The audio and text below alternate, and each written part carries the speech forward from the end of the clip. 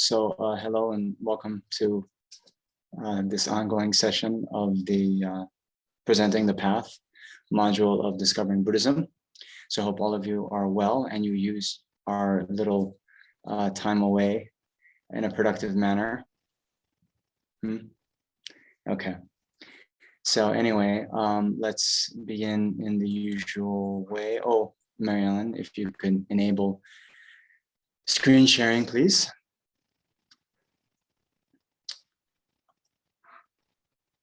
Okay.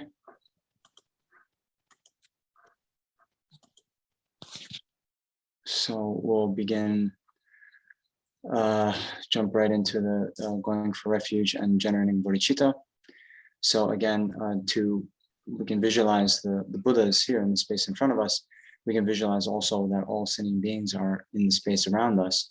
And then we can think that, we are now going to participate in this Dharma activity with all sentient beings.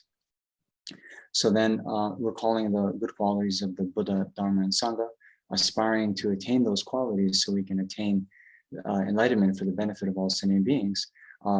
That's the point of this stanza here. I take refuge until I am enlightened in the Buddha, the Dharma, and the Supreme Assembly. By my merits of listening to the Dharma, may I become a Buddha to benefit transmigratory beings. I take refuge until I am enlightened in the Buddha, the Dharma, and the Supreme Assembly. By my merits of listening to the Dharma, may I become a Buddha to benefit transmigratory beings. I take refuge until I am enlightened in the Buddha, the Dharma, and the Supreme Assembly. By my merits of listening to the Dharma, may I become a Buddha to benefit transmigratory beings. Okay. So we'll jump right into the presentation today. We have a lot of material to cover, if you can imagine. So first, I'll start off with, like we have been doing, a motivational quotation. So I'm not sure, but have any of you, did you tune into His Holiness the Dalai Lama's teachings? He taught last week, I believe. No? Okay. It's all right. So he gave a teaching. It's not available on YouTube, actually. And he gave a teaching on the Mahayana Sutra Alamkara, one of the texts by Maitreya. And of course, in general, it would be good to actually go back and view or at least listen to all of these teachings that he gives. It's quite short, so it's manageable. But when you start to listen to the way he teaches and you start to hear 5-10 of his teachings, you'll see certain patterns emerge from the way he introduces certain things that he's emphasizing again and again. And you'll also notice some quotations that come up again and again. So anyway, this is one quotation that he cited in that teaching. It's actually the last, well, he said the last 3 stanzas of the 6th chapter of the Madhyamika Avatara by Chandrakirti. And I'm just giving 2 here, okay? So anyway, in that, Chandrakirti says, and now he's summarizing the 6th chapter. We'll get into that in a little bit, how that text is organized. But yeah, in any case, the 6th chapter is on the perfection of wisdom. So basically, the Madhyamika Avatara, the first 6 chapters, then it's for each of the first 6 perfections, right? So we'll get into that in a little bit, but the 6th is the perfection of wisdom. And so now it's the main body of that text, actually. The Madhyamika Avatara, the main part is actually the 6th chapter. There's, I think, 229 stanzas, whereas I think for the 7th chapter, there's 1 stanza, right? And, so it definitely is the main thrust to talk about the perfection of wisdom. So anyway, in summarizing the qualities that one attains on the sixth ground, he's talking about these bodhisattvas, right? So there he says, though his mind may rest continuously in cessation, he also generates compassion for beings bereft of protection. Advancing further, he'll also outshine through his wisdom all those born from the Buddha's speech and the middle Buddhas. And like a king of swans soaring ahead of the other accomplished swans, with white wings of conventional and ultimate truths spread wide, propelled by the powerful winds of virtue, the Bodhisattva would cruise to the excellent far shore, the oceanic qualities of the conquerors. Beautiful. Anyway, His Holiness mentions that he often recites these stanzas on a daily basis. And so here, just to bring up a few things, right?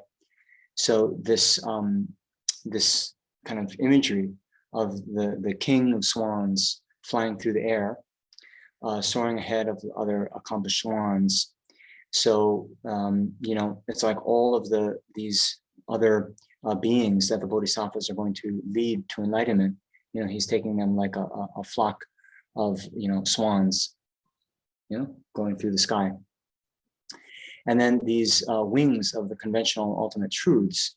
So this we had talked about, right? The two practice lineages, the lineage of the extensive deeds, as well as the profound view lineage. So those, and then those are also known as the sort of method side, and then the wisdom side. So the point is here, the bodhisattvas, they require both the conventional side, right? So the training in compassion, bodhicitta, generosity, ethical discipline, and so forth, and then also the ultimate side of meditation on emptiness.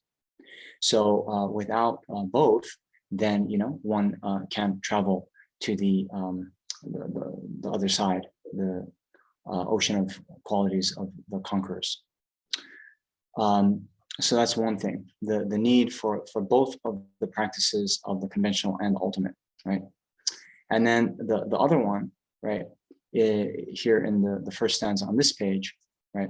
So although these bodhisattvas have the complete realization of emptiness, right?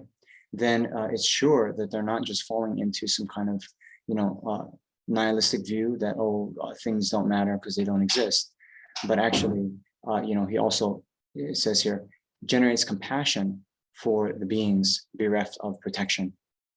So also important to keep in mind that when we start to talk about emptiness, it is not some kind of nihilistic view that nothing matters because everything is empty anyway, but actually this realization, it supports his feeling of compassion, seeing how sentient beings now are suffering, yes, but since their suffering is rooted in this fundamental distortion about the nature of ultimate reality, then just like someone seeing, someone suffering through a nightmare would want to, just wake the person up from their nightmare to alleviate them from their suffering. So also these bodhisattvas, their compassion is strengthened through their realization of emptiness. So anyway, yeah. Now, we have to do the same thing, right? Okay. All right. Oh, and also, this very quote, I listened to His Holiness teaching, and I heard him bring that up. So I thought, I'll reuse that. I'll use that for this session. Then actually, when I was looking in the Liberation of the Palm of Your Hand, Pabonka Rinpoche uses this on the first day of the 22nd day of his teachings as the kind of preliminary motivational quote. So I'm sure I've seen that in the past, but it kind of slipped my mind. But anyway, it was nice to see. I don't want to say great minds think alike, but because I don't have a great mind. But in any case, these are the kinds of quotations you'll see again and again. That one. All right.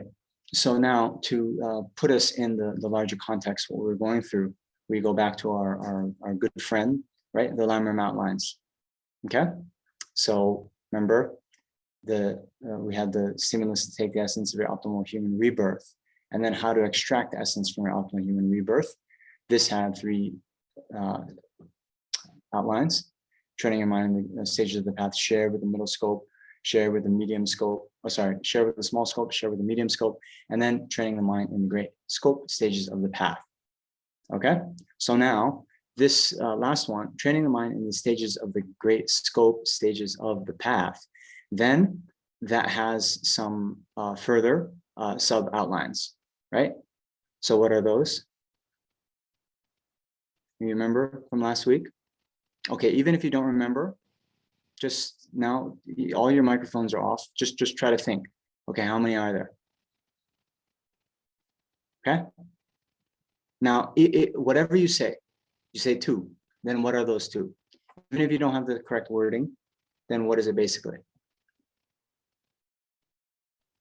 Okay, you got what you think, right? Okay. So I'm not going to call on you guys yet, but that's good. So let me see. Yeah, I'll just do it. I'll put myself on the spot first. Although I just reviewed this and prepared these slides, then it's something like, right, showing that bodhicitta is the sole entrance to the Mahayana and teaching its benefits as well, how to generate bodhicitta, and then having trained bodhicitta, how then to engage in the activities or trainings, right, of the children of the conquerors. Okay, let's see how I did.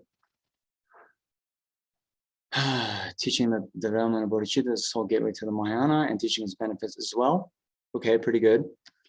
The way to develop bodhicitta, yeah. After developing bodhicitta, the way to train in the deeds. So what did I say? Activities or practices. Okay, so it's deeds of the children of the victorious ones. Okay, not bad. Okay, so you should be doing this, remember, right? The active recall as a way to study. Okay. Now, last week we went through the way to develop bodhicitta. So what are those subdivisions? Okay. All right, so maybe some of you know, okay, well, there's at least going to be that equalizing, changing self and others, and the 7-point cause and effect instructions. Okay, there might be something else, I'm not sure. Okay, anyway, if you don't remember, go back. But this is not a review class. We got to go to the 3rd one. So here, after developing bodhicitta, the way to train in the deeds of the children of the victorious ones. Okay, so now, this will have 2 main outlines, right? So how to train in the 6 perfections in order to ripen your own mind stream. And then how to train in the 4 ways of gathering disciples in order to, ripen the mind stream of others, okay? And so now the first outline, again, has 3. The general way to train in the deeds of the children of the victors, in particular, the way to train in the last 2 perfections, and how to train in the uncommon part of the path, the Vajrayana. I just spilled my tea all over myself. Okay. So here, the first outline, the general way to train in the deeds of the children of the victors. Okay. Now, these are the outlines that are taken from Liberation in the Palm of Your Hand. But if you were to look in the Lamrim Chenmo, the great stages of the path to enlightenment, written by Lam Tsongkhapa, before he gets into the actual perfections, he talks about, the need to train in all 6 perfections, how these perfections are categorized, how they are, complete, all these things. So Liberation of the Palm of Your Hand doesn't go into all that. So you have to keep in mind later when you read the Lamrim Chenmo, one thing always to keep in mind, part of what Lam Tsongkhapa was doing in the composition of Lamrim Chenmo was to sort of counter some of the prevailing wrong views that had cropped up in Tibet. And one particular wrong view that was a little bit prevalent was some students or followers of the great Chinese master Hashang, right? So you'll see Lama Tsongkhapa talk about Hashan Mohayan, Mahayana, Hashan. And so this master Hashang, he had this thought that all one needed to do to attain enlightenment is to keep one's mind in a non-conceptual state. Okay. Now, it is true. Okay, and this is probably part of what went into the thinking, right?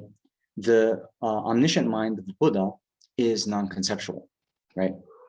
And it is said that it's a non-conceptual realization of all phenomena, conventional truth, ultimate truth, so forth. Okay, so yes, that's true. Then what's the way to get there, right? So Hashang thought, okay, just keep your mind in this unconceptual state, and then eventually, you'll just have that kind of instant enlightenment, right? In one moment, it's like flipping a light switch, and you'll be enlightened. So then, all the other practices then were somehow deprecated, and these thoughts of practicing generosity, maintaining ethical discipline, and so forth, they were quite de-emphasized or even disregarded by his followers. And so part of the thing that Lama Tsongkhapa was doing in the Lamrim Chenmo was to show that actually this is a wrong view, and actually the all six perfections are needed to attain enlightenment. And he supports his thesis with various quotations from sutras, from different Indian treatises and so forth. So anyway, later when you read that, you'll get to appreciate a bit more of the context. All we see in the Liberation of the Palm Your Hand is Pabongka Rinpoche, he just mentions this one little half stanza from the summary of Precious Good Qualities. He does this on the introductory motivation of day 23. So this summary of Precious Good Qualities is actually one of the Prajnaparamita Sutras. And in that, the Buddha says, the path of all the victorious ones, past, yet to come, and present, is that of the perfections and no other. Okay. So now this perfections, right, the paramitas, then there are 6 of them. And so here now in the Liberation of the Palm Your Hand, it's then kind of divided, right? In this general way to train these are the children of the victors. We have the first 4 perfections, and then later, there's the how to train in particular in the last 2 perfections. Okay, so now the first 4 perfections, I'm using the wording of the outlines in Liberation of the Palm Your Hand. So there's generosity, the practice of the perfection of ethics, how to train in patience and perseverance. Okay, so I think in a previous session, we went over these in some small level of detail. Okay, but now, even if we haven't, then you'll see, and for the purpose of this module, I just want you to know the next level down from this, right? So generosity, how many subdivisions are there? Perfection of ethics, how many subdivisions are there? Patience, how many? Perseverance, how many? So I think I went over this in a previous, class. If you haven't, if you've received Lamrim teachings before, you definitely, well, I don't want to say definitely, you should know this. So here again, in the next test. On the next slide, I have on the left-hand side, generosity. On the right-hand side, I have perfection of ethics, and I have those outlines. So let's see how many you can remember. Generosity, how many? Okay, ethics, how many? Okay, and what are they? Okay, good. We should have like the Jeopardy music come up, you know, and then when it's done, we go on. Okay, so generosity. 3, yes. Okay, well, so now that's, I see Mary Ellen give the 4. So it's interesting. Okay. Well, but in some contexts, you will see 4. When there's 3, let's see what they say. Okay. Being generous in material things, being generous in the Dharma, the generosity of giving others fearlessness. So sometimes you'll also see giving love, right? Because in the, especially in the Vajrayana context, then, well, yeah, anyway, there's different presentations. So these, yeah, pretty self-explanatory. Sometimes you'll also see the being generous with Dharma being given last, because then it is in sort of in accord with the benefits that are accrued, right? So in any case, then of course, when you look in the Lamrim Chenmo, it's a very extensive chapter on generosity. And then in the being generous with material things, it'll talk about, you know, what to give, you know, to whom to give, who should give, what you shouldn't give, you know, and how to give, all these things. You know, like for example, it says, if someone asks for a gun to go murder someone else, that's actually something you shouldn't give to someone else, in case you had any doubt, right? Anyway, and then the generosity of giving others fearlessness. So normally they say, for example, if you see an insect that has fallen in, let's say, a toilet, right, or is about to drown, then to save, you know, the animal from drowning. In a more kind of contemporary context, maybe, you know, making sure someone gets home at night safely. Also, it is said in the traditional text to help those in prison, falls under this category of generosity of giving others fearlessness.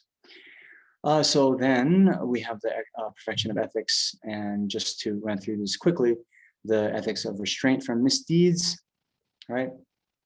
So again, you know, we have those 2 types of misdeeds, right? The natural misdeeds and the prescriptive misdeeds. The natural misdeeds being, you know, those that, you know, okay, let's put it the other way. The prescriptive misdeeds are those that are sort of not allowed through the prescription, right, of the Buddha. So for example, you know, when some of you take the Mahayana precepts, right, you have the vow not to eat after midday, okay? So then for those who have taken that particular vow, then it becomes, you know, something one should refrain from. But in general, eating after midday, it's not naturally a misdeed, right? It's only through having, you know, taken the vow that, you know, it becomes a misdeed, right?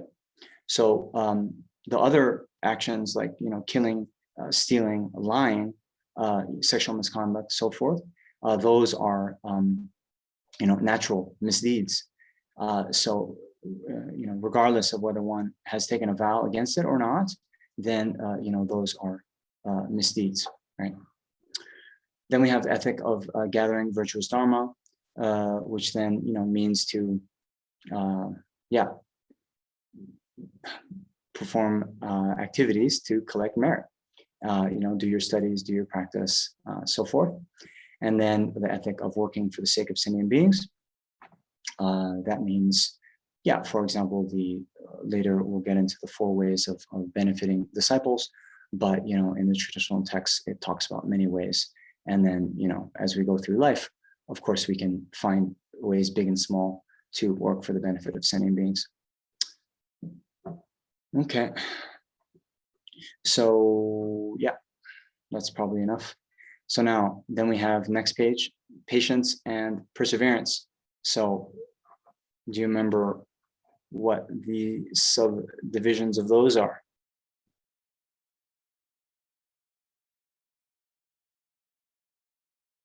Okay, good.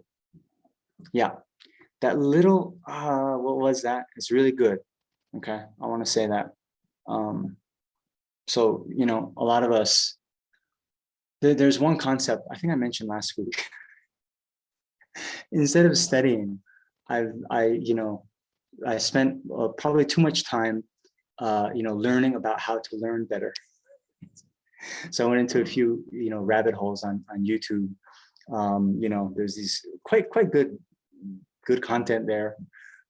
Some medical school students talking about, how to study for the boards, exams, and all this. I found a lot of good stuff. Anyway, yeah, one of the things that came up was this thought of cognitive load, right? So we want to have a little bit. It's difficult for us, not too difficult, or we'll get discouraged. But if it's too easy, we'll also it won't stick. So we want to find that sweet spot where remembering things. Oh, it's a bit hard. Okay, I don't understand. I don't remember. And then when we then learn, the mind will kind of retain it better. Okay. So now, the next slide. All right. Perfection of patience. Yes, we have 3. Good answer. Right. Remaining calm in the face of your attackers. So again, this translation, I'm not sure, but rather it's when people harm you. Right? It doesn't have to be an attacker, like he's coming at you, with a knife. It can be something even as little, well, it seems big at the time, of being criticized, right? So remaining calm, and then accepting suffering. So this talks also about the suffering from the weather, or sitting down for too long, these kinds of things. Okay. And then the patience to gain assurance in the Dharma. That means when we try to learn all these things, it's difficult. We have that, what is this? I can't understand. But then to, instead of saying, okay, forget this, I'm going to watch Netflix instead, to say, okay, let me, read this again. Let me ask some questions. Let me persevere in getting the kind of understanding that I'm coming after, right? All right, then the perfection of perseverance. So this then, it's first talking about the 3 unconducive factors to perseverance, which are these 3 types of laziness. The laziness of sloth, right? Again, procrastination, that's what it means there. So yeah, I'm quite expert at this. Yeah, I have exams coming up, but let me watch these YouTube videos instead, right? Or whatever it is, right? We keep putting things off, and sometimes it's like, oh, but if I learn how to learn more effectively, like, the #1 med school student at Cambridge, then I'll be able to, make up for lost time. I'll be so much more effective. That, yeah, it's a little bit of investment now, but it's going to pay off. We fool ourselves. Okay, so laziness of sloth, and then the laziness of craving evil pursuits. Again, I'm not sure. Anyway, these are the translation that they use there. Sometimes you'll see it more as like more mundane pursuits, right? So watching TV, going out to the discotheque. I don't know what you guys do today, but you know what I mean, right? So the these things that are kind of short term, fun and nice, pleasant. We have a lot of attachment for them, and as I said before, in the context of the 8 worldly concerns, the problem isn't so much with these things in and of themselves, but they create this kind of, yeah, it's a type of laziness where we put off doing something that's going to be more important and more productive for our long-term goal of achieving enlightenment, right? And then last, the laziness of defeatism. Okay, so then it's interesting, they call this a type of laziness, but anyway, you'll see what I mean. Defeatism, this is like, oh, I'm never going to be able to understand this. I'll never be able to achieve enlightenment. I'll never be able to, know all these things that are being talked about, and this kind of, self-deprecation, beating up on yourself. And then how that then becomes lazy is then you say, oh, well, I'm never going to understand this anyway, so we give up, right? Yeah. So then to combat that, we have these kinds of perseverance, right? The perseverance, armor-like perseverance. And so here, just like when we put on a suit of armor, right, then anything that, comes at us, arrows, so forth, it can't harm us, right? So similarly, the armor-like perseverance, that's the most important one. And it's this thought that, okay, no matter, how much time I have to put into it, no matter, what I have to do, whatever kind of hardship I have to experience, I'm not going to be dissuaded from pursuing my goal. Yeah, we need that one these days.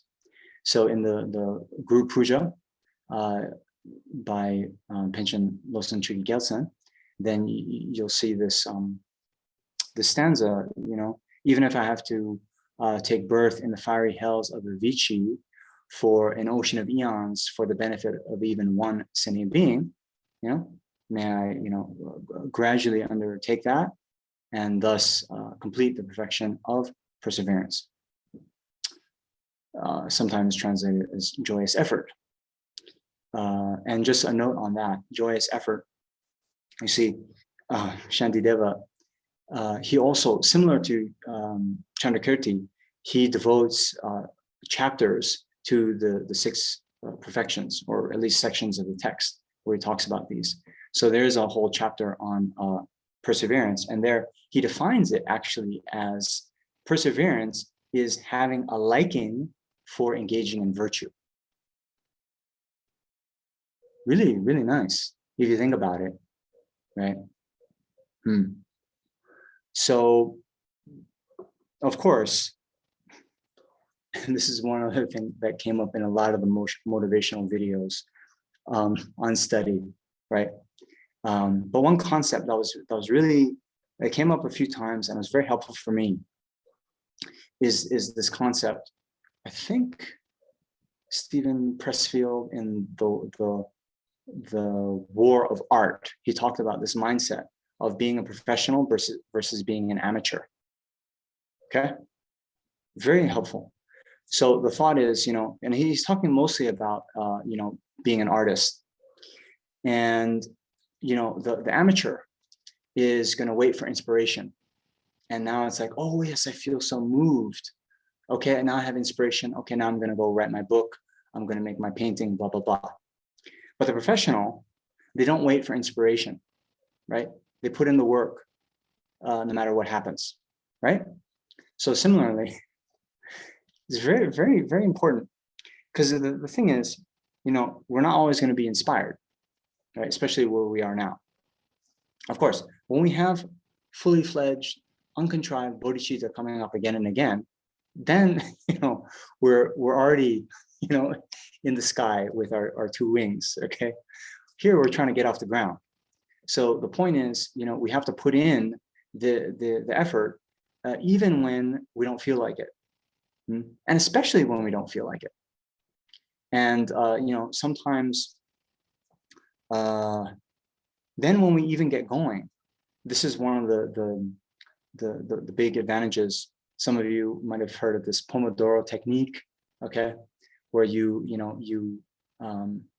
spend just 25 minutes on something, and then you give yourself a 5-minute break and so forth. But anyway, oftentimes it's like with inertia, objects in motion tend to stay in motion, objects at rest tend to stay at rest. So when we're just there, oh, should I study? That initial, that's the one we have to get over, okay? But then once we start to study, once we open the book, right, even if we say, okay, I'm just gonna read, for 5 minutes, then we start, and it's like, oh, okay. And then we can do a bit longer, okay? So very, very important. Okay. So anyway, Shantideva talking about, perseverance is the joy in engaging in virtuous activities. Okay, so that's something, it's a longer term thing where we, keep reflecting, and then it'll be, always sort of joyful to engage in virtue. But now, since that's a quite advanced, right? That's a fourth perfection, right? It's quite advanced. Right now, what we have to do, right? There's this kind of like fake it like you make it, fake it until you make it. And then we it's okay. Yeah, it's not always enjoyable, and why should it be, right? Why should everything be enjoyable, right? And especially something that we're trying to do, we're trying to totally transform our mind to become completely omniscient Buddhas. Okay, do you understand? So yeah. Anyway, sorry, I'm just gonna share. There's one motivational talk. I like this as well. I like using sports analogies. I never was a great athlete, but I did some athletics, and anyway, in one of these videos, this person is talking about how when they go out in the morning, they drive past a park, and every morning in that park, there's someone, and they have a long commute, so they go at like 6 in the morning, but they see someone doing sprints, back and forth in the park, and they have someone else, like a kind of coach or someone training them. He later comes out he comes to find that it's a high school student, and every day he, before he goes to school, like whatever, 6 till whenever, he's out there training, doing these sprints. Anyway, we see this so many times when people put in a lot of effort to become an Olympic athlete. People put in a lot of effort to gain a promotion, to study well, to get into a good school, all of these things, right? And now, right, all those accomplishments, yes, it's good, fine. But now we're trying to do something, for all sentient beings. We're trying to liberate all sentient beings from their suffering. And then it's like, okay, are we putting in the amount of effort? That, let's say, even someone trying to make like the varsity team of a sports team, right? When I played college sports, right, you at least 3 hours every day after school, you have practice. Okay. Anyway, that's something for you guys to ask yourself, right? And of course, I ask myself that too. It's very easy to say these things. Oh yes, by my merits, may I attain enlightenment for the benefit of all sentient beings.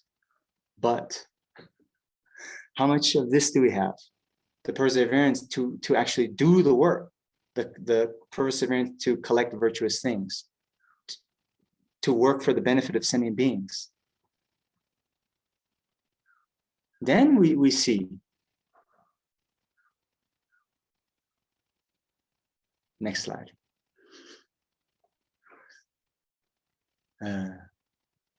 Okay. So in particular, the way to train in the last 2 perfections. How to train in the very essence of the concentration or mental quiescence, and then how to train in the very essence of wisdom or special insight. So now here, how to train in the very essence of wisdom, special insight. There are 3. There are more subdivisions of this training in concentration, but I'm not going to go into that right now, because we're emphasizing the wisdom side, right? So now there's these 3: ascertaining the non-existence of a personal self, ascertaining the non-existence of a self of phenomena, and then the way you develop special insight. Okay? All right. So now, there are some disclaimer, warning, the fine print before we get into this. Okay, so this is not explicitly talked about in the Liberation of the Palm of Your Hand, but it's important. So in Nagarjuna's Fundamental Wisdom, it says, emptiness viewed mistakenly dooms those of weak intelligence like a snake wrongly held or a spell wrongly incanted.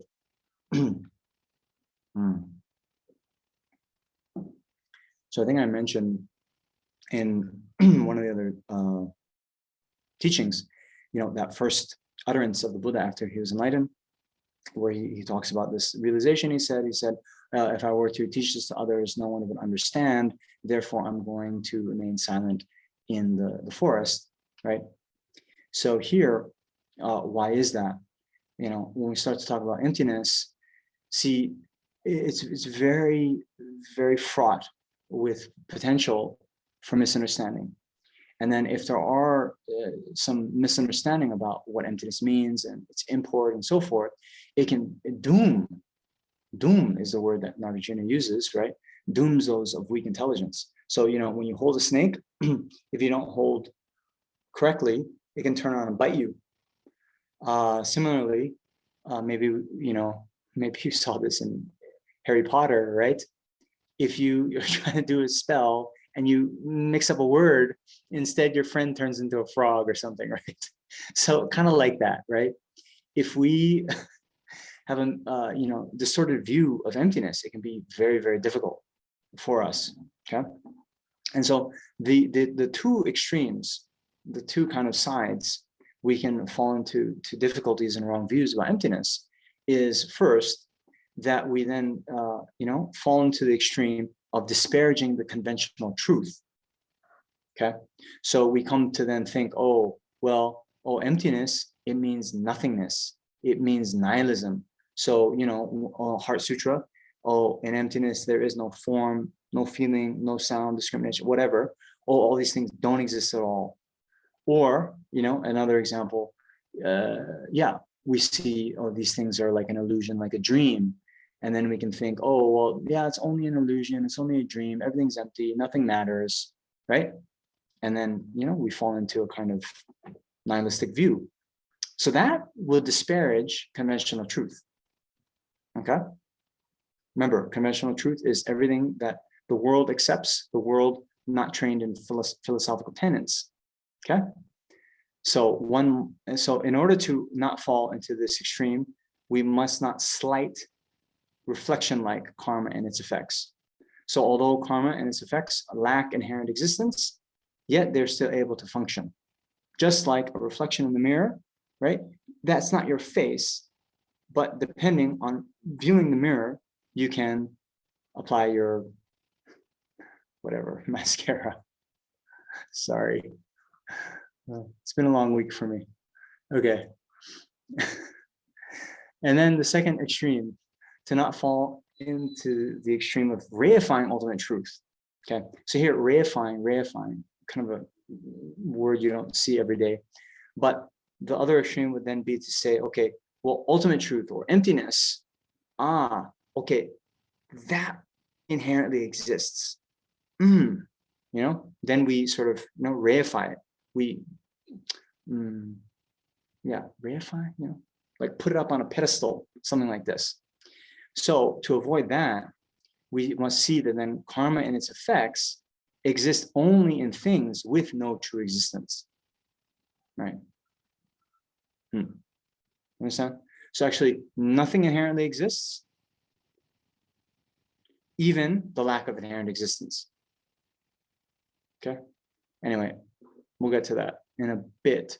But now, the upshot for all of this, for all of you, when we start to talk about emptiness, remember, we're talking about the ultimate nature, and anything we conclude in our analysis of ultimate nature, it's not going to destroy the conventional nature. means all the things that you believed, right? Tables, chairs, you, me, cars, right? The mind, happiness, suffering, good, bad, all these things do exist on a conventional level. When we analyze their ultimate nature, we're going to come to a point where we can't find the conventional truth. But that's okay. Not finding the conventional truth when we're trying to analyze the ultimate doesn't then mean that the conventional truth doesn't exist. Do you understand?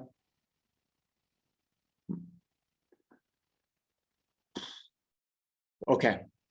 So now, if these people that would fall into these extremes are not suitable receptacles for the emptiness teachings, then who is a proper receptacle to receive emptiness teachings? So here, again, our friend Chandrakirti in the Supplement to the Middle Way says, even ordinary beings, when hearing about emptiness, sheer joy surges again and again within their heart. Tears born of such joy fills their eyes, and their hair stands up in their follicles. Okay. Anyway, in Hawaii, by the way, we call that chicken skin. Chicken skin. Goosebumps. Such people have the seed of perfect Buddhahood. They are the perfect vessels for this teaching.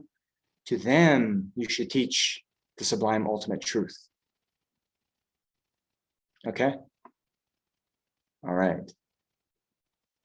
So if you don't have that, you don't have to drop out of the Zoom call. Don't worry. But it says in the teachings, right? How does this happen? So it's not happening to us yet.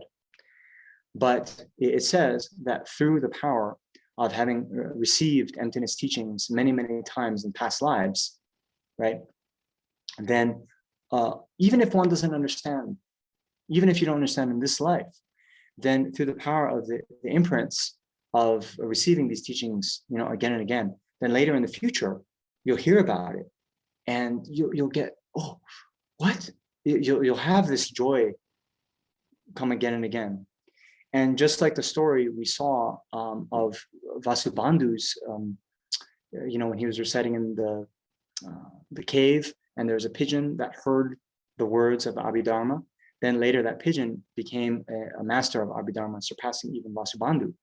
So all of these, imprints we receive from attending teachings and so forth, they will make it easier for us in the future to attain these realizations. Okay. So now,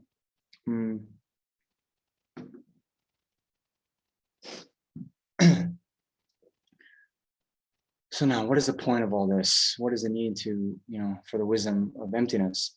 So here in Lama Tsongkhapa's 3 principal aspects of the path, he says, without the wisdom realizing ultimate reality, even though you have generated renunciation and the mind of enlightenment, means bodhicitta, you cannot cut the root cause of circling, therefore attempt the method to realize dependent arising. Okay? So here it's important to note, right? So we see the renunciation, mind of enlightenment, those are the primary motivating factors of the people in the middle and great scope, okay? So although that's great, those motivations, remember, they're on the side of the method. They're the method side, okay? So just like, if we only had one wing, right? The swan with only one wing, he's not going to make it to the other shore, right? So we need both the wings. The method side, mind of enlightenment, bodhicitta, right? And then we also need the wing of ultimate reality, right? This wisdom, okay? And in particular, right, without it, we cannot cut the root cause of circling. So then, in this next line, stanza by Nagarjuna, I think I mentioned this before, but there he, identifies what liberation is. It says, by exhausting karma and afflictive emotions, one is liberated. So karma and afflictive emotions come from false conceptions. Those come from elaboration of the inherent existence. As for elaboration, it is ceased by emptiness. Okay, so we talked about this before, but liberation just is, right? Since samsara is the uncontrolled process of rebirth due to karma and afflictive emotions, then liberation is just its absence, right? It means exhausting or abandoning them. So how then do we abandon those? Well, we have to abandon their cause. So since the karma and afflictive emotions come from false conceptions, okay, then those in turn come from elaboration of inherent existence, right? So the elaboration of inherent existence then is ceased by understanding the emptiness or the non-existence of inherent existence. You understand? Okay, let me give a little bit example.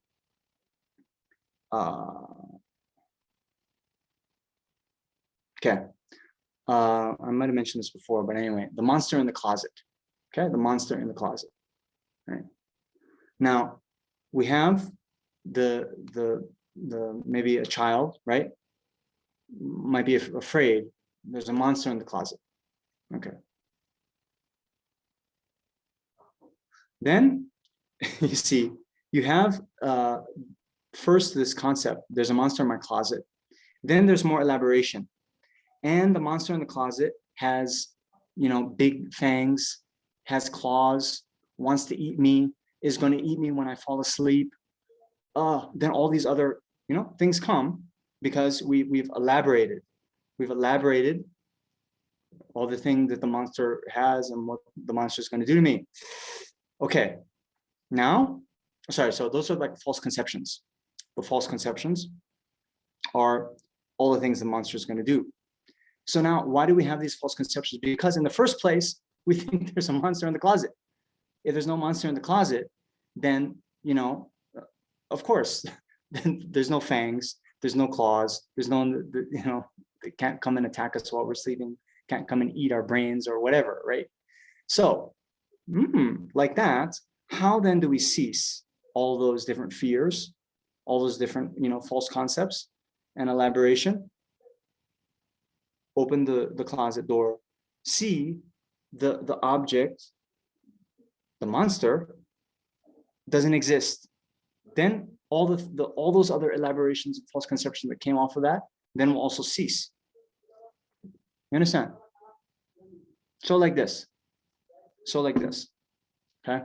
So to now put into a more well, I don't know, maybe some of you are afraid of the monster, but how it works here, let's just say, an object of our ordinary attachment, right? Oh, this beautiful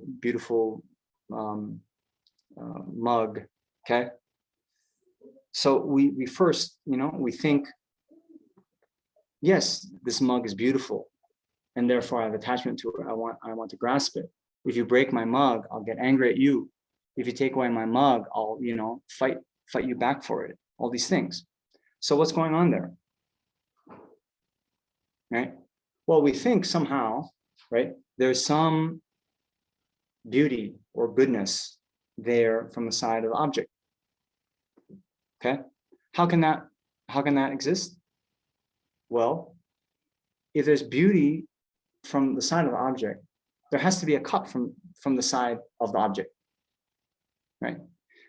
The cup itself being intrinsically established, inherently established. That is the sort of basis upon which its characteristics are placed, like hanging an ornaments on a Christmas tree, right? Without that, then the characteristics existing from their own side, they don't have a place to hang, right? So all these other kind of afflictions, right? We crave things that we see as good. We see the goodness established from the object's own side, not just merely labeled by my mind. And then that's only possible because we take the objects themselves to be established from their own side. Therefore, you'll see this stanza come up again and again. I didn't put it in one of the slides, but this thought that ignorance is like the sense, the body sense power, and it pervades all the other afflictions. So by destroying the ignorance, then all the other afflictions are destroyed. Okay, so that's why we need this wisdom for emptiness. So now, here, right, we had the ascertaining the non-existence of the person of a self, personal self. Then we have how to develop the absorption, resembling space. And then when not in absorption, how to pursue the attitude that things are like an illusion. So this, how to develop the absorption resembling space, has what we have, the 4 essentials, it's called. Or here they say key point. In Tibetan, it's the ne, key point, essential, something like this.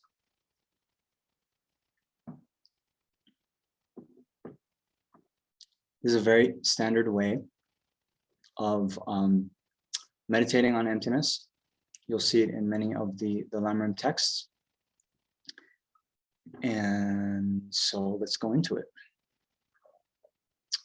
So now first, this first key point of, what is to be refuted. This is a big topic. And it is something that is particularly emphasized within the Gelugpa system. Okay. So here you'll see it otherwise translated. I think Lama Zopa talks about, first of all, the Tibetan is gakcha. You'll hear Lama Zopa Rinpoche, he'll use the Tibetan in that way, gakcha. Okay. So what that means is the object to be refuted, negated, right? Something like this. So this little passage is from the Lamrim Chenmo by Lama Tsongkhapa. So there it says, in order to be sure that a certain person is not present, you must know the absent person. Likewise, in order to be certain of the meaning of selfless or the lack of an intrinsic existence, you must carefully identify the self or intrinsic character that does not exist. For if you do not have a clear concept of the object to be negated, you'll also not have accurate knowledge of its negation. For Shantideva is engaging in the Bodhisattva deed says, without contacting the entity that is imputed, you will not apprehend the absence of that entity. Okay, you understand?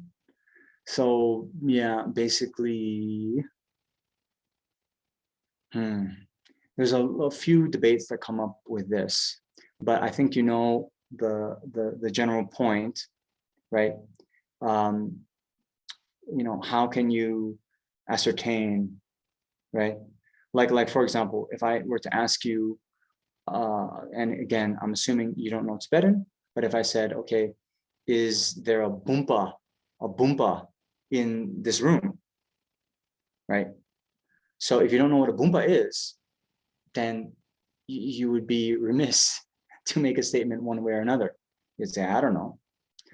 So similarly, until we get a sense of what that self that is to be refuted, what that means, right? Or what intrinsic existence, what does that even mean, right? Until we get a sense of that, then it's impossible to then refute it, right? Okay. So that's the first key point. Now, how is that actually done? Okay. So here now I'm switching to Liberation in the Palm of Your Hand, and you should read this section. I think it's, if you have the blue covered copy, it's about page 628, 629. Okay. So there, Pabong Rinpoche talks about these 3 ways of grasping at the eye, based on the person. So the first is the sort of grasping carried out by people who have developed a view of emptiness in their mind streams. They merely impute the I conceptually on the basis of imputation. Okay. Second is the way ordinary people whose mind streams have not been influenced by tenets grasp at the I. This manner of grasping at the I is found in people. Now here, Pabon Rinpoche says, the translator says, who couldn't care less about whether or not the I can be established by its nature. So I mentioned this before, but this is a little bit problematic translation. It's more like, they're not distinguishing, right? It's not that they don't care, but they're not distinguishing whether the I is established by its nature or not, right? They're just saying the I. They're not saying truly existent I, inherently existent I, or non-inherently existent I, merely imputed I. It's just the mere I. Okay. So again, this is what I was saying, right? The people whose mind streams have not been influenced by tenets, right? It's not that they couldn't care less. It's they're not thinking on that level of how the I is or not. So it's just this kind of mere I, right? All right. And then there's a form of grasping at the I found in people whose concern is to establish I by its nature. Now, again, what this means is, there are people who through philosophical tenets will then, come to conclude through wrong philosophical tenets, by the way, but they'll come to conclude, oh yes, the I is established by its nature. Okay. So they have a kind of intellectually acquired grasping. Okay, that's a phrase you'll hear. Okay, they've studied some books, right? They think, okay, the I is truly established, right? So we have these three, right? Those who think, yes, it is established. Those who haven't studied either way, or yeah, okay, the I, not qualified. And then there's those who have realized emptiness, and then they have the correct view, and they merely impute the I based on the imputation. Okay. I see something came up in the chat. All right.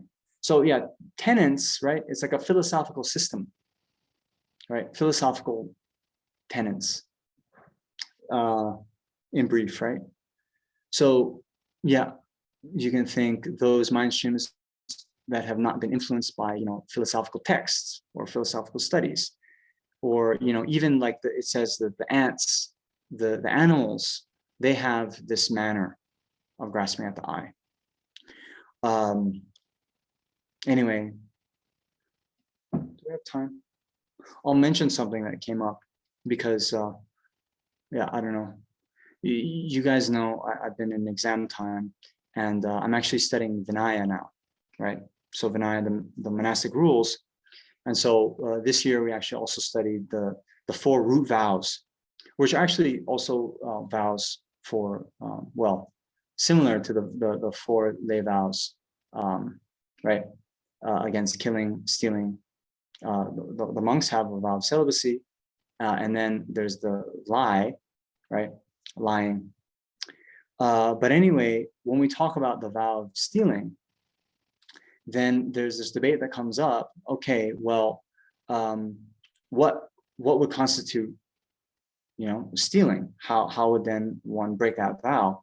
And then it says, okay, the object stolen has to be, owned by someone else, right? Otherwise, it's not stealing if it's not someone else's property. It has to have another owner, and that person has to have the thought that this is mine. Okay, right. So then there's this debate that comes up. Can you steal from the Buddha? Okay, or can you steal from an arhat? Right. The arhats, the Buddhas, they've gotten rid of self-grasping, right? They don't have this thought of mine, right? So this person is kind of arguing. So, what do you think?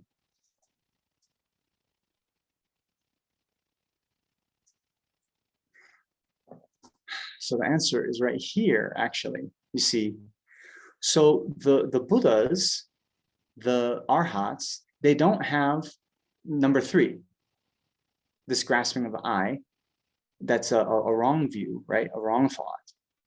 But even number 2 is conventionally valid, right? You can say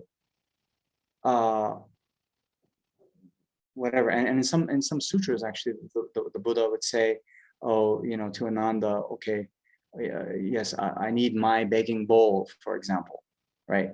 So like a conventional, right? We have my, this is, my cup, my begging bowl, my robes, whatever, right?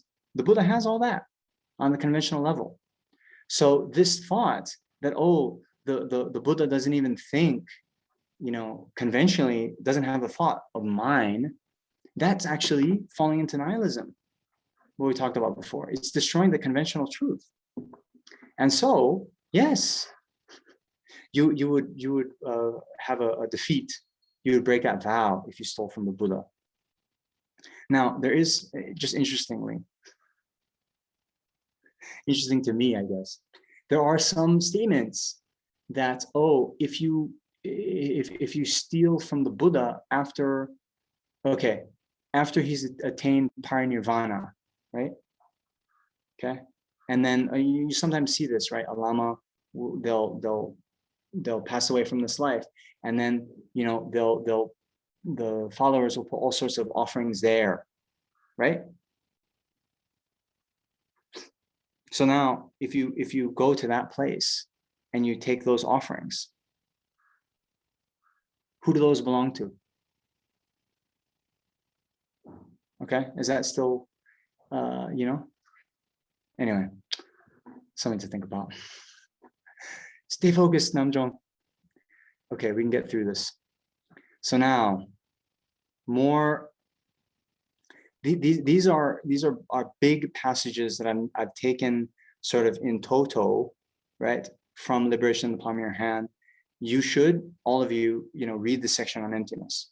Okay, but I'm saying these, in their kind of entirety. One, because I have a few qualms with the translation, and 2, I have the feeling, even though I give you the advice, you should read all of this.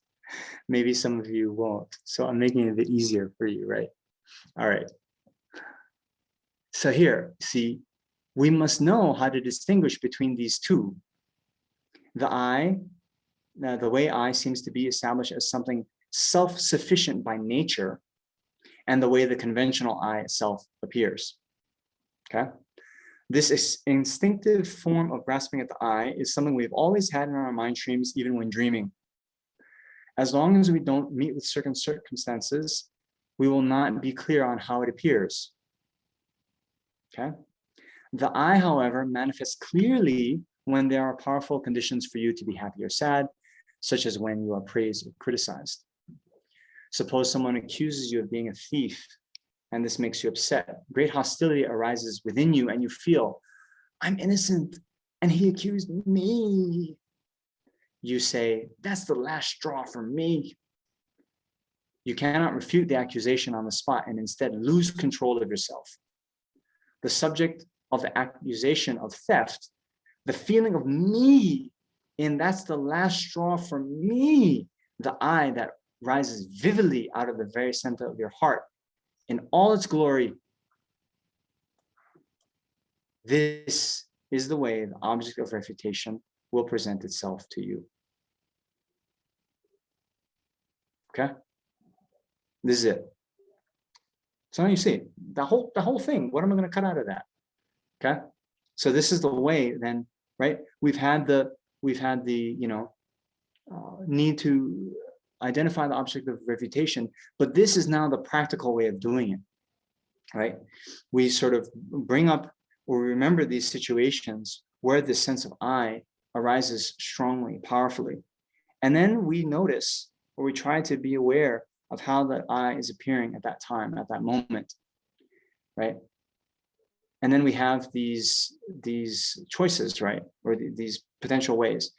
Does it feel like it is, just somehow established from its own side? Is it merely imputed on the basis of the aggregates, right? Is it, there's something we can find and point to that is independent of the body and mind? All these different ways we should ask, okay?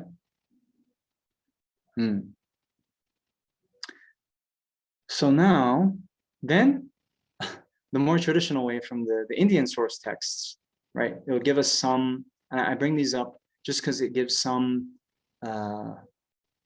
further sense of it and gives here a few kind of synonymous things that we should look out for. So here, Aryadeva says, all of this is without its own power, therefore there is no self. Interesting.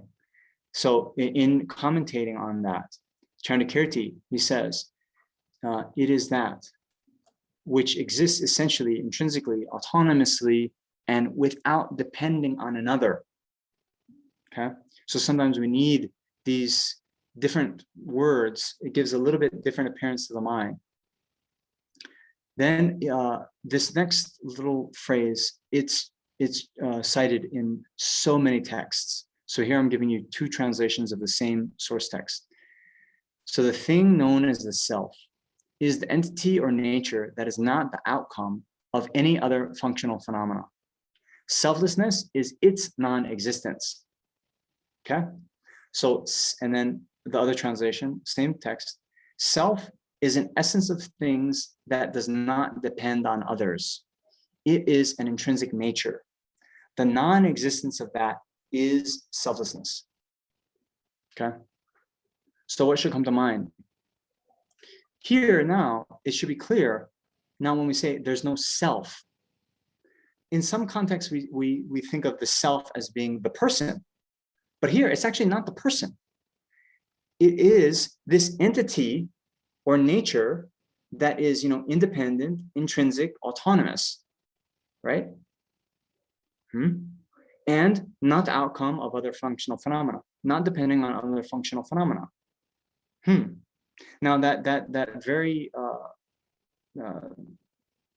passage continues by saying, okay, now since there are the persons and other phenomena, then we have selflessness of person and selflessness of phenomena. So the selflessness of the person is that the person is not, or we can say, empty of existing in this essentially intrinsically autonomous, without depending on other, right? The person doesn't exist in that way. And that's the emptiness of the person. The lack of existence in this way. And then the selflessness of phenomena is that other phenomena, like cups, like my body, right? Phenomena other than a person, those also don't exist intrinsically, autonomously, essentially without depending on another. Okay? Yes? Okay. Now,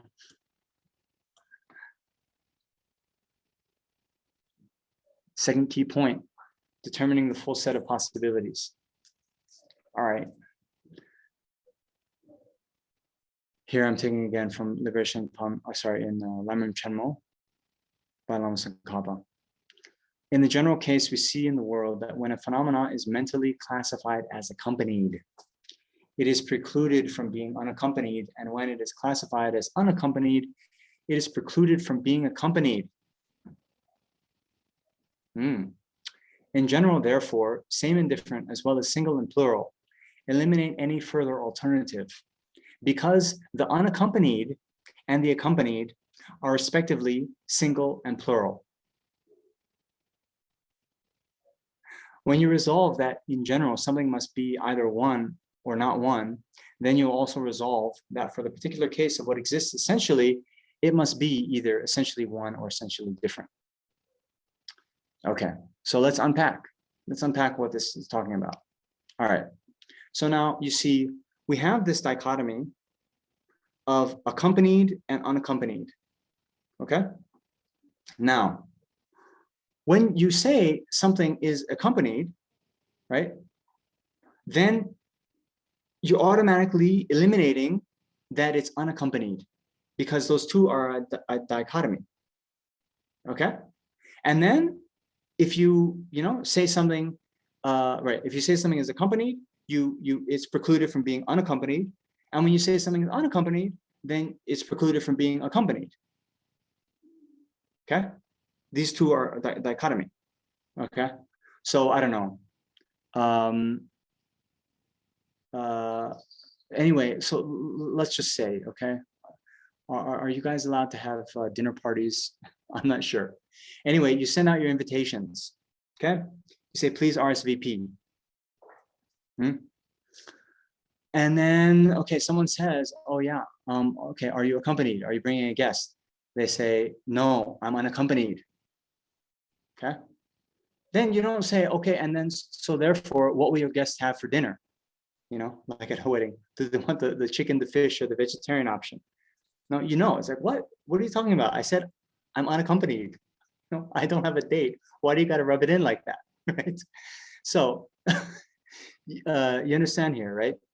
Those two, since they're, a dichotomy like that, where the establishment of one necessarily eliminates the other, right? That's what is being talked about here. Now, everything is not like that. Everything is not like that. Okay. So then on that meal card for the wedding invitation, it says, you can have the steak, the chicken, or the vegetarian option, right? So if you just then said, I'm not having the steak, okay, the person goes, what are you having?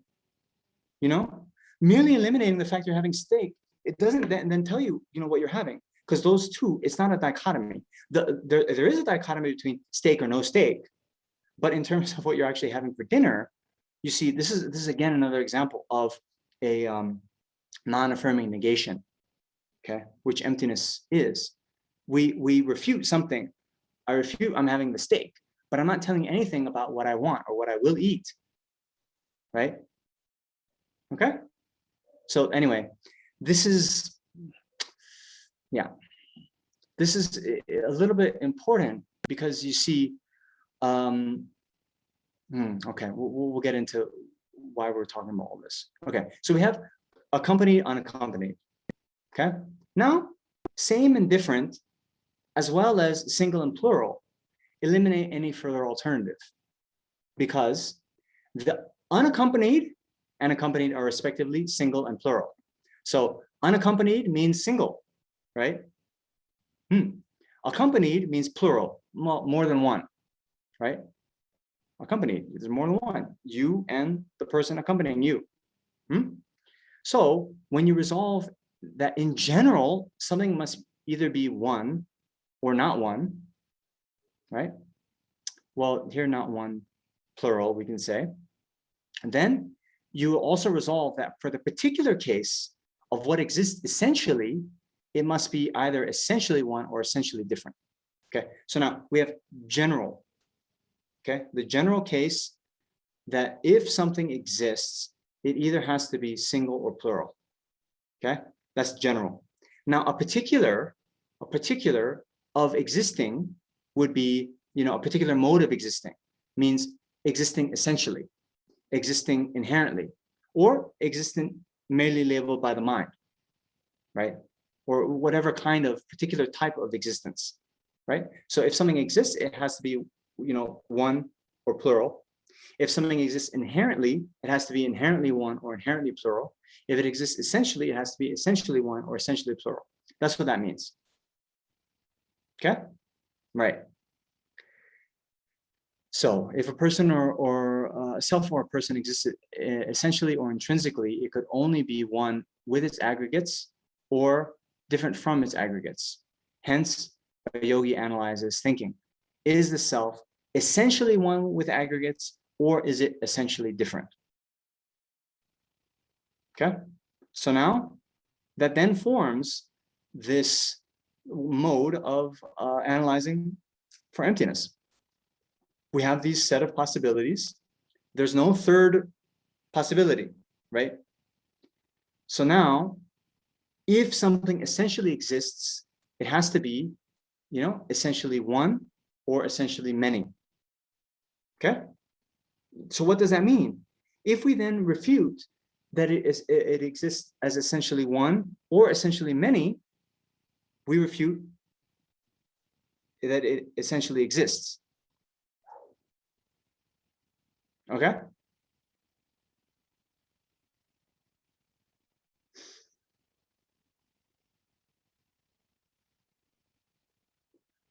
If you say,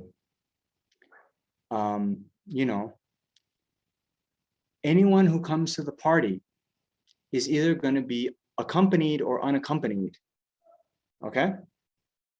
Now, and then you figure out they're not coming accompanied and they're not coming unaccompanied, then you conclude they're not coming to the party. Okay? All right.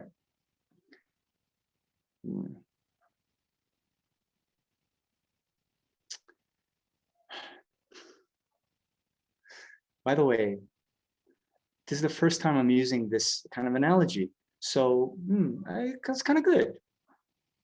Kind of good. It just came to me today. I think it's kind of nice. So now, third key point. I'm sorry. I've had so little sleep this week that maybe I'm being a little bit loopy. But anyway, I think it's good. We need the energy. Okay. So the third key point is determining that they are not truly the same. Okay, so here.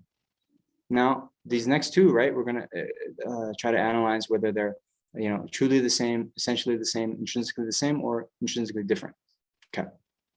So here, I think this is basically, mostly a quotation from Lamrim Chenmo again, right? So at first, the yogi looks for something that would contradict the position of oneness, thinking, if the self and the aggregates were established as intrinsically one, what would contradict this? Okay. So now, we're going to get into these, and some of you know that the highest school, right, is called the middle way consequentialist school. Okay. And part of why they're called this is actually this master here, Buddha Palita, in his commentary of the fundamental wisdom of Nagarjuna, he would present his arguments in these kind of giving logically inconsistent fallacies if you believe the contrary. You understand? So, by saying, okay, if you believe this, well, then this, logical contradiction will come up. Since we know we don't accept that, then we also have to not accept this one. Right? Understand? So it's a one little more step in the argument, but it's not presented in a kind of direct way, but just by pointing out these logical inconsistencies of that position, then you come to refute. Okay, so here let's give an example. Okay, so instead of saying the self and the aggregates are not one because, and then stating a reason, explicitly, they're saying, okay, we're trying to establish whether the aggregates and the self are one, intrinsically one or not. Now, if they are intrinsically one, then this would happen. This would be the logical consequence of that. And if we're not then comfortable with that logical consequence, then we have to, refute that they're intrinsically one. Okay? Let's see. Aggregates. Sorry, did I say what did I say? Aggregates, self and the aggregates. Did I misspeak? Anyway, you got it. So the aggregates, right? It's again the body and mind, right? These kind of constituents of the person, right? So yeah, for now, although there are 5, right? The form aggregate, feeling aggregate, discrimination aggregate, compositional factors aggregate, and the conscious aggregate. Okay, so much. But anyway, just think of it like the body and mind. Okay, so we are either, right, intrinsically one with the body and mind, or we're intrinsically different if we are intrinsically existent. Okay, so now, if the self and the aggregates were established as intrinsically one, then what would that then entail? Well, here Buddha Palita gives 3 arguments saying that it would be pointless to propound a self. Now, okay, with all of this, you have to understand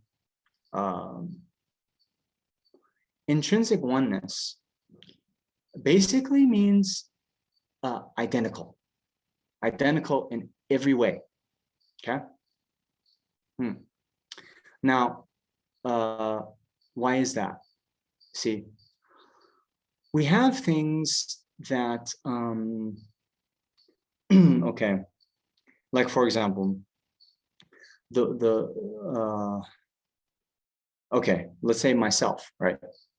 So I'm I'm Tenzin Namjong. When I first was ordained as a Barma Rabjung, my name was Losang Yeshe. I also have my passport name that my mother gave to me, So there are these different ways of referring to me. And then you see, to be intrinsically one, remember we were saying intrinsic existence means not depending on something else. Okay. So now to be intrinsically one means, its very nature, right, is one without depending on anything else. Okay. So even, for example, Losang Yeshe and Tenzin Namjong, okay, those are 2 different labels that we give to the same kind of basis. But Tenzin Namjong and Losang Yeshe are different. Okay, they're different. And why are they different? Well, you can imagine someone who knows Tenzin Namjong, but they don't know this other name of mine, right? Losang Yeshe. So if they were, intrinsically one, Losang Yeshe and Tenzin Namjong, then anyone who knew Losang Yeshe, would know Tenzin Namjong, and vice versa. There would be no way to, differentiate those 2 phenomena intrinsically. Essentially, its own essence is completely one, indifferentiable. That's what it means. That's what it would mean. And therefore, it would be pointless to propound a self, because those aggregates upon which the self we say is labeled, that itself is the self, right? So in other words, right, I first got the name Losang Yeshe, right? Then later, when I took a higher level of ordination, I was given the name Tenzin Namjong. Now, if essentially Losang Yeshe were Tenzin Namjong, then I wouldn't have to be given the name later, Tenzin Namjong, right? It'd be pointless. That was already Tenzin Namjong, because Losang Yeshe being Tenzin Namjong wouldn't have to depend on His Holiness the Dalai Lama then giving me the name Tenzin Namjong, right? But me being called Tenzin Namjong depended on an ordination lama giving me that name. Since it depends, then it's also not inherently that way. Remember, inherent existence doesn't depend on any other factor, doesn't depend on any phenomena. It exists in and of itself, in and of itself, autonomously. Okay. All right.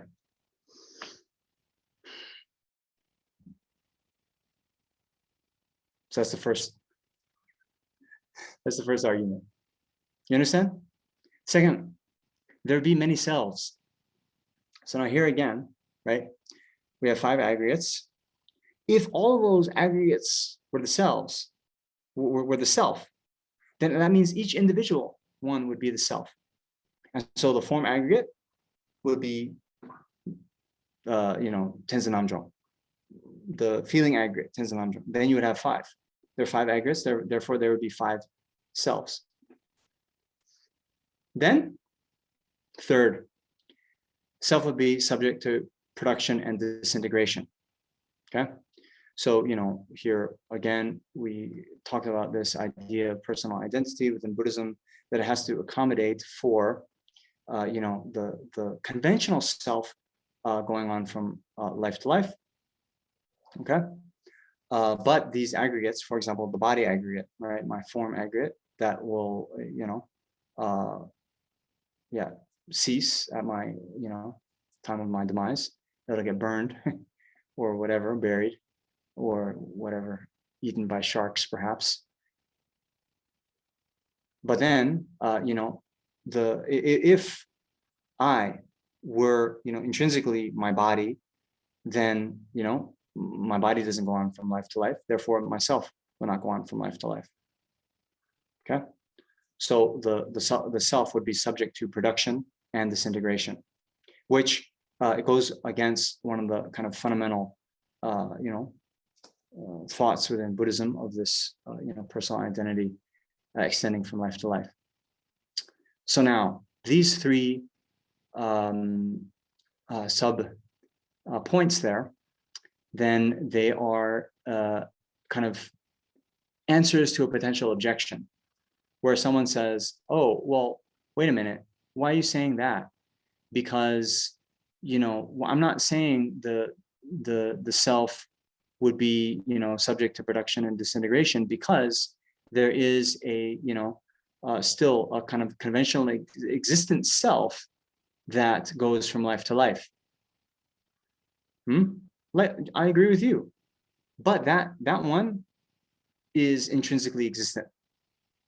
Okay, the one that goes on from life to life is intrinsically existent.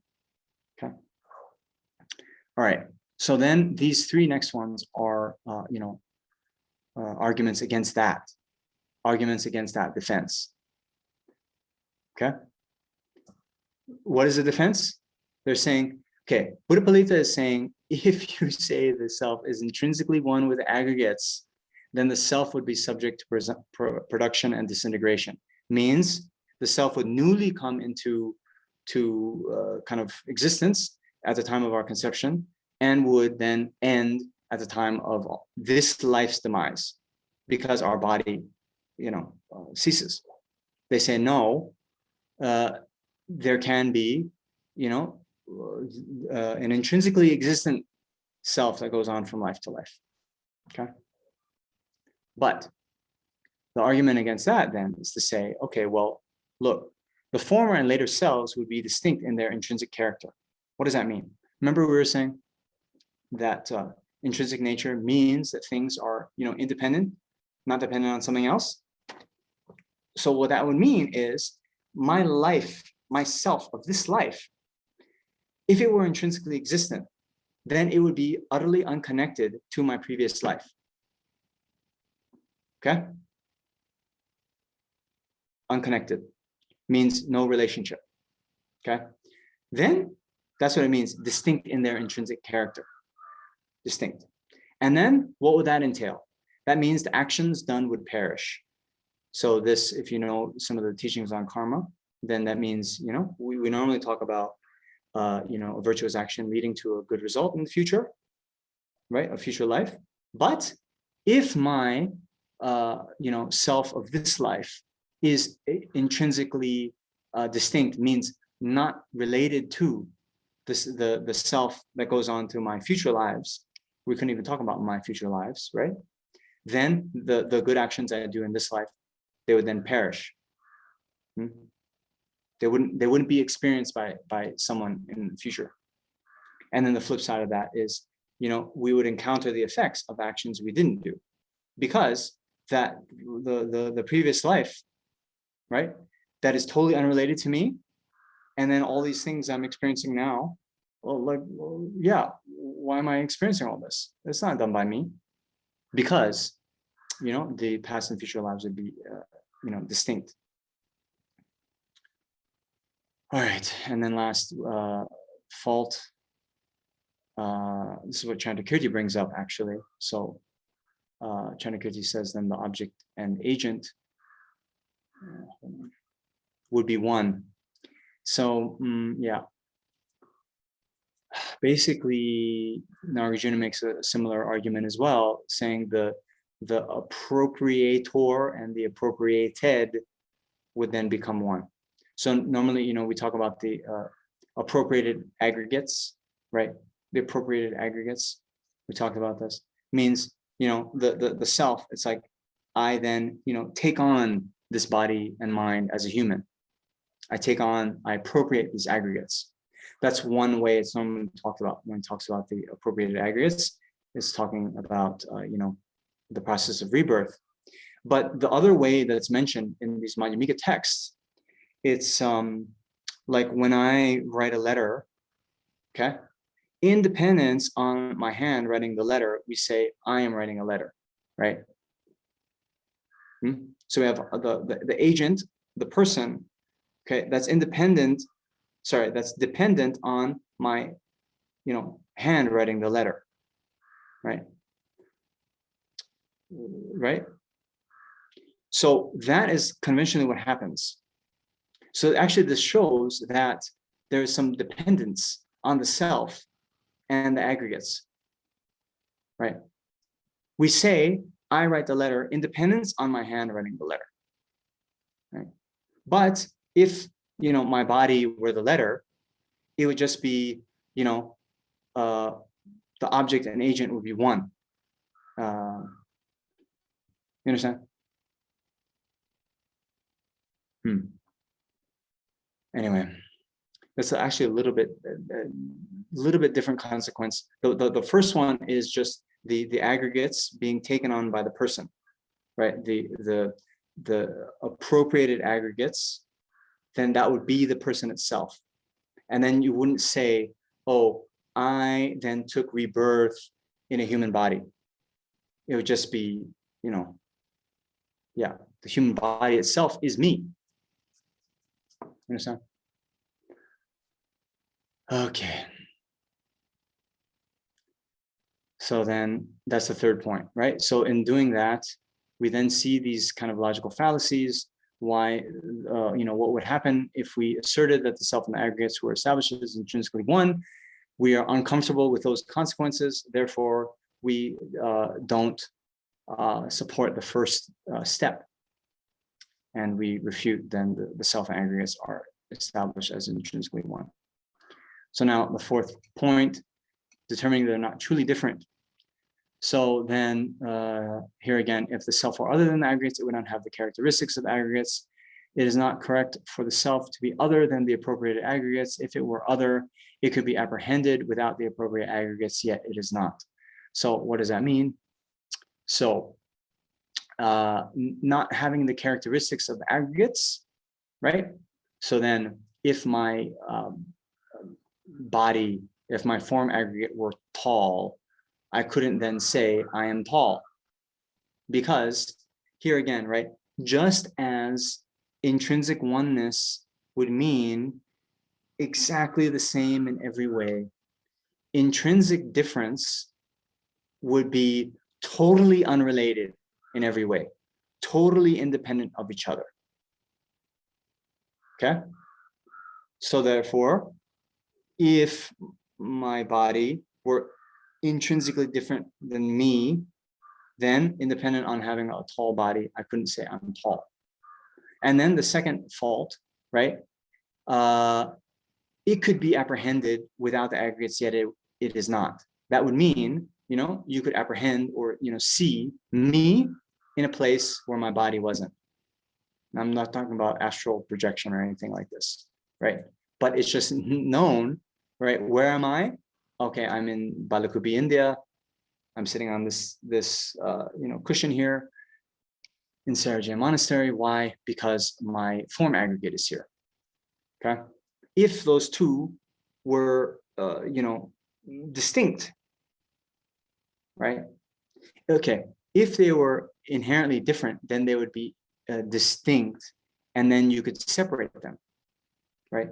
You could have the self be in a place where the aggregates or the body wasn't. But we don't see that. Therefore, they're not truly different. Okay. And then just to wrap up here, you'll see this again and again. So then if it doesn't exist in that way of being inherently existent, then how do things exist? Because remember, we're not following denialism. So then whatever is dependently arisen, that is explained to be emptiness, that being a dependent designation is itself the middle way. Because there is nothing whatsoever that is not dependently arisen, therefore there is nothing whatsoever that is not empty of inherent existence. Okay. So remember, we're refuting through emptiness inherent existence, but we're not refuting conventional existence. If things don't exist inherently, yet they exist, how do they exist? Well, it exists as a dependent arising, as a dependent designation. Okay. So we designate, Tenzin Namjong, based on the aggregates, my body and mind, right? This is just what we're saying. So Tenzin Namjong is in Bailakupi because his body is in Bailakupi, that kind of thing. Okay. All right.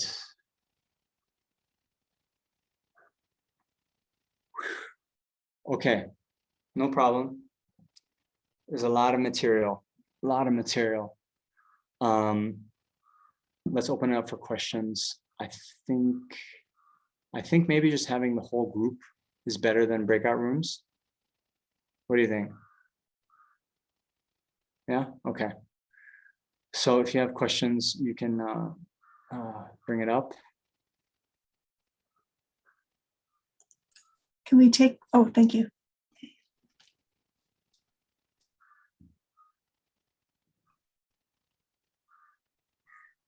If you guys have no questions, I'm gonna give you a gold star, or I don't know, Okay, Shanti. Thank you, Venerable. So I have a question that the direct valid sense perception, it's according to, I think, some higher school, it's mistaken. How can that be? Because it's is it because it sees the inherent existence, or because it sees conventional truth? Why is it mistaken? If Okay. I'm right about the first part. Yeah, you are. Okay, so maybe some of you won't have the context for this question, so I'm going to just give a little bit, right? So we have different types of consciousnesses, right? We talked about direct perceivers and conceptual consciousnesses. Okay, the conceptual consciousness is like the when I think of my mother's home, or we have inferential cognition, which then thinks about different reasons and comes to different conclusions, right? So these ones basically they're not depending on like an outside object that's appearing to us. Whereas a direct perceiver, there's different ones of these, but the one that we have the most experience with are our sense direct perceivers, right? So our eye consciousness, ear consciousness, so forth. Okay, so in general, those will depend on the existence of a cup, right? Then I see the cup directly, not kind of mediated by some kind of conceptual image. I see it directly. Okay. All right. So now Shanti is saying she's heard in the higher schools, some of the higher schools, and what are they? Well, it actually happens to be the Prasangika Madhyamika or the Consequentialist Madhyamika school. They say that for a sentient being, all of our direct sense perceivers are mistaken consciousnesses. Okay. Whereas those of you who've studied Lodik before, then in the Sautrantika school, then actually the eye consciousness apprehending the cup is unmistaken. Okay. So then the question becomes, well, what does it mean to be a mistaken consciousness or not? So a mistaken consciousness means to be mistaken with regards to its appearing object. So what appears to it, okay? So now for the prasangika, the object appears as if it's inherently existent, okay? Now, does the object actually exist inherently? According to prasangika, no way, no. So the way it appears and the way it exists is divergent, not the same. Therefore, it is mistaken. And this, by the way, when you see these analogies of phenomena being like a dream, being like an illusion, so forth, being like a magician's trick, it's because of that. Just like in a mirage, there's an appearance of water without any water being there. For the prasangika, then the things appear to be inherently existent. They're not inherently existent. Okay. Now, for the autonomy middle way school, they actually also agree that the cup appears to be intrinsically existent, but they actually believe in intrinsic existence. So they hold that the I consciousness apprehending the cup is unmistaken. Anyway, that's probably enough. That's actually more than enough, but anyway. Okay. Thumb. Thank you, Namaste. Venerable. Thank you for the class. Could you say more about the Council of Lhasa and Hishang, and like how does Dzogchen fit into that whole picture if it was seen that the gradual teachings were in that context like won over the sudden teachings?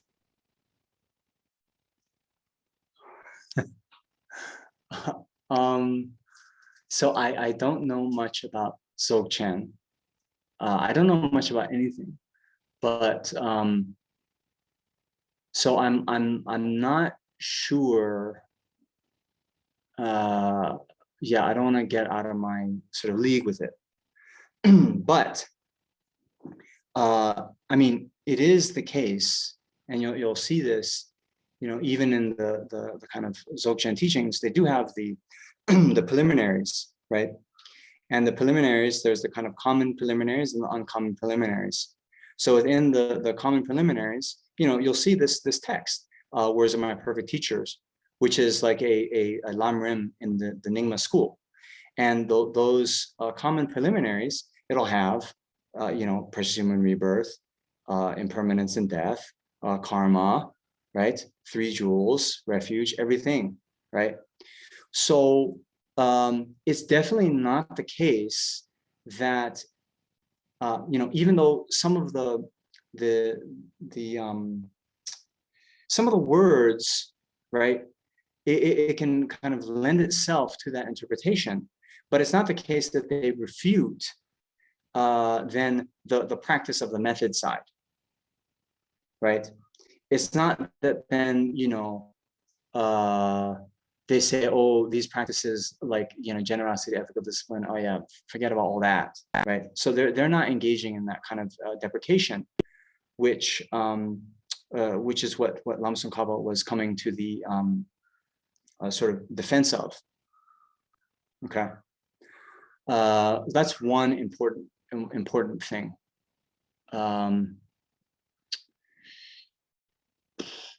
Yeah, and even Guru Rinpoche himself is very famously quoted.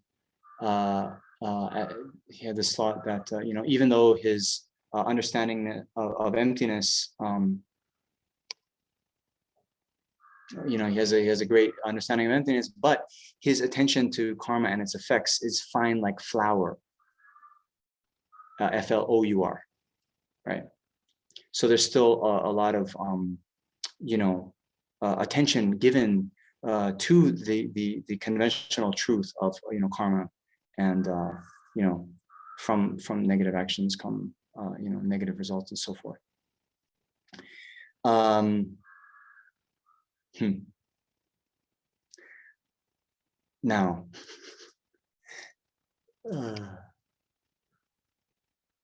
actually, I asked a similar question to this to the Dalai Lama when the FPMT, they had a they sponsored a teaching earlier this year, and you can go into that. Maybe you can find the link for that. But actually, the question was more about finding the philosophical view. Anyway, but he does get into a lot of things. Anyway, does that answer your question? I think it does. Yeah.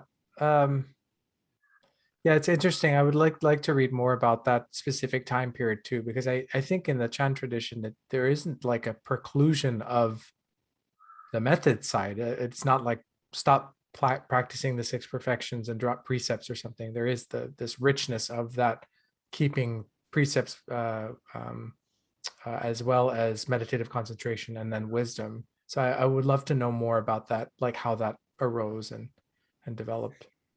Yeah, I mean, of course, there is also the larger question. When Lama Tsongkhapa is refuting these positions in Lamrim Chenmo, whether he is actually doing a kind of paper tiger kind of argument, and what Hashang actually taught, okay, could be one thing. Then there was centuries between when that council at Lhasa and when Lama Tsongkhapa came. So it could be there were still pockets of misconceptions that were happening, not because Hashang taught these explicitly, but it's like a little wisdom is a dangerous thing, right? A little knowledge is a dangerous thing. You can hear something, right? And then you have all these elaborations on it, right? So especially like in the Uttara Tantra by Maitreya, there are these analogies of that seem to suggest we're already enlightened, right? Then it's dangerous. You can kind of elaborate and then get some wrong views very quickly, right? So that's another question. But yeah, when you read through the text, at least Lamrim Chenmo, maybe just take it at face value and see, okay, we don't maybe have to attribute it to Hashang, but if someone, an unnamed kind of objector, would say that these other first 5 perfections aren't needed and blah blah blah, and the point is, for us in our practice, to always keep in mind, just like and that's actually part of the reason I had this at the beginning as well. We have to do these, okay, the 2 wings. I need both the method and wisdom. Okay, I need all these different practices. Okay, I can't just have a partial path. Okay, that's the import for us. Anyway, let's go on to another question. Thank you so much. Thank you.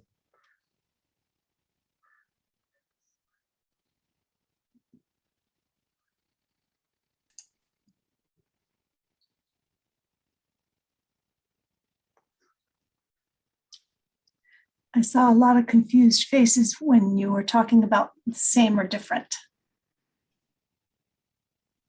Like one with or separate from. Yeah. Yeah. So anyway, it's a huge topic. It's a huge topic, and we're actually having a whole module on emptiness. For now, I wanted to, maybe a little bit overload you. Yeah, it's okay. But I have you 2 hours a week. Like, what do you want me to do, right? Actually, if you had realized everything at the end, and that's why you weren't asking questions. I said I would give you a gold star, but I should give myself a gold star for being perhaps like the best teacher of emptiness ever. If I could induce realization of you in whatever time we had. So it's not going to work that way.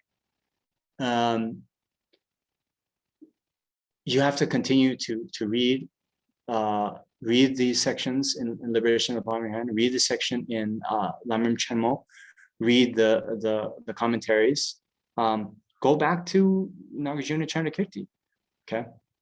But for now, the main import with this, same and different, intrinsically same, intrinsically different.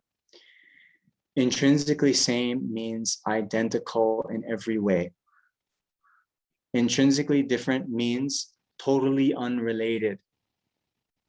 Okay? So our body and mind and me, right? They're not intrinsically the same. Okay? Because, I mean, at the very least, we can talk grammatically, my body, my mind, right? If they were the same, then my body, we can just substitute with I. So it's like, my I, or I don't know, right? It would just be me, right? Intrinsic different means totally unrelated, and then yeah, it's not that I'm totally unrelated to my body, right? I go wherever my body goes, or my body goes wherever I go. I don't know, but they're interdependent. Okay, so then that's the main thing to know, right? What this type of intrinsic, sameness or intrinsic difference, what that means. Okay, now.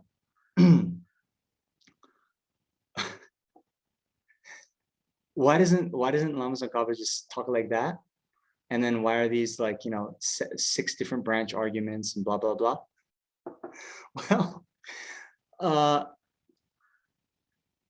that's how it's presented in the traditional text, and they give a little bit different way of realizing it. And so it's good, if you have those 6 methods to refute it, then you get kind of more conviction, and some of those arguments might hit more to you than others. But that's the essence.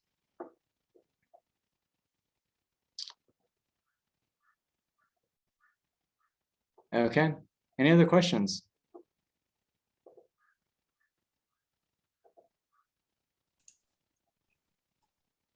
We're coming up on the end of our time. I know. Yeah. So let's just look ahead. I unfortunately was not able to do those meditation sessions yet, but they're coming soon. I have one more exam next Wednesday, and yeah, I'll be getting those out soon. So I think this is the last lecture of this session. Now, if there are questions that you all have about the reading or about anything else that's going on, and by the way, something that would be good also when I think about how to further your own learning, all of these lectures are up on YouTube afterwards, right? So I don't know, are you re-listening to the lecture? Great. Now, a tip on that. YouTube has a great feature. You can put this playback speed at 2 times, right? Seriously, no, seriously. Do that. Take advantage, okay? I'm not just saying that because I think I'm saying, oh, I blah, blah, blah too much. No, it's good. You've listened to it once, listen to it again. And we're all busy. Put it at 2 times speed, and then try as much as you can. One thing that would be good, and can I give you guys this as an assignment, because we are going to have a self-assessment coming up, okay? I want you all to think Okay, you go back through your notes, oops, you go back through the readings, and then I want each of you to give like a 10 question self-assessment. If you were in my shoes, if you were the teacher, then what would be the 10 questions that you would ask your students to assess if they've fully understand everything we've compromised, or sorry, we've gone over? That's really good. Okay, so I want you to do those 10 questions, right? Just make the 10 questions. Now, also answer those 10 questions. Okay. Yeah. I think that's very good. I think that's very good. So anyway, maybe we'll leave it at that. And then, yeah, we'll have a 3-day practice intensive. Okay, and we're going to give instructions on how to do that better. As I mentioned last time, we'll do it in a more flexible way. If you can do it all, in one weekend, if you can do one day, if you can do, half a day. Anyway, just like as one of my bosses said, manage outputs, not inputs. You understand? The output is you guys do the work. You guys do these meditations. But if you want to do that, wake up at 4 a.m, great. If you want to do that at night, great. I don't care your particulars. Those depend on your situation. Okay. All right. So with that,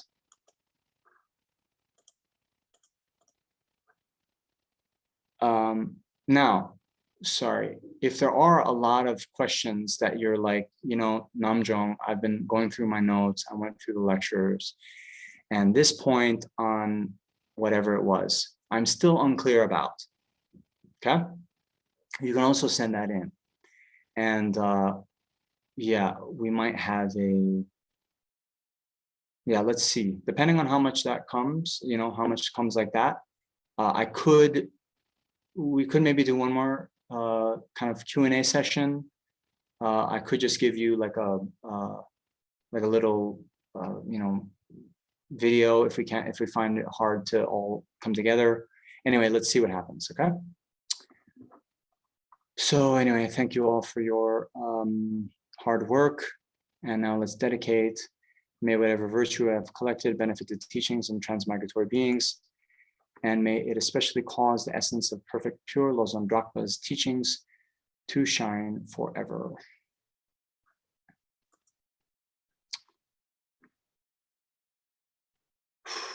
Thank you very much. Okay, we'll see you next time. Thank you so much. Thank you. All right, Thank you so much. bye-bye.